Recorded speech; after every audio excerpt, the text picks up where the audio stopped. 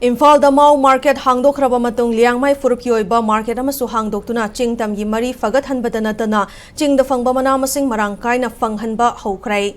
Khwaramban kaithel asi apunba Manipur gi saktam ama semba amadi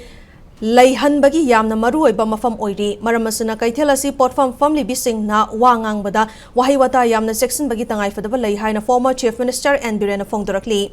Liangmai Imphal market asi Birena hongnabi matung inna Imphal gi tera kaithel da hangdokhi. Liangmai Imphal market committee na senduna ideal club sagolban tera kaithel da pangthoki ba thawramadda Birena makha taraduna Manipur gi puwari khangdaba amasung ningsingdaba haibasina lamdam asida khundaminariba yellow furup singi marakta lapthok hannabagi atoba maram ohelli. Liangmai asi lamdam asigi puwari ga sagonaba thadoknaba yadarba furup ni haiba wafam Birena thamladuna sed asigi chiraba tanjada Liangmai na lamdam asigi dama wa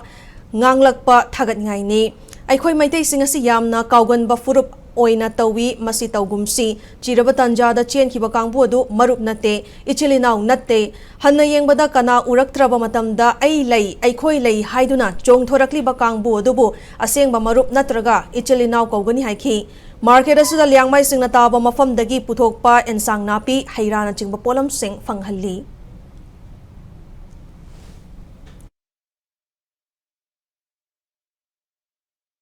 Later, Selisa sing mayam na pot hamba matamda wahi wata nungsina haibiba tribal gi sililaw sing lakpada ima sing lakpada isa sing lakpada koi sum wahi se hagi wor so haigum sipo siang important ni masa da kini ngasi thoi mayam se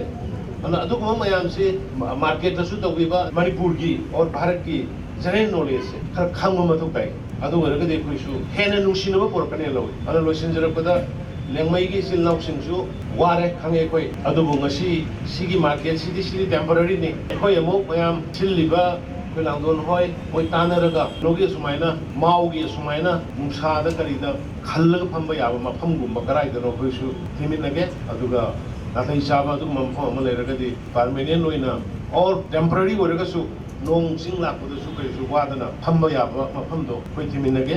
mating pangjage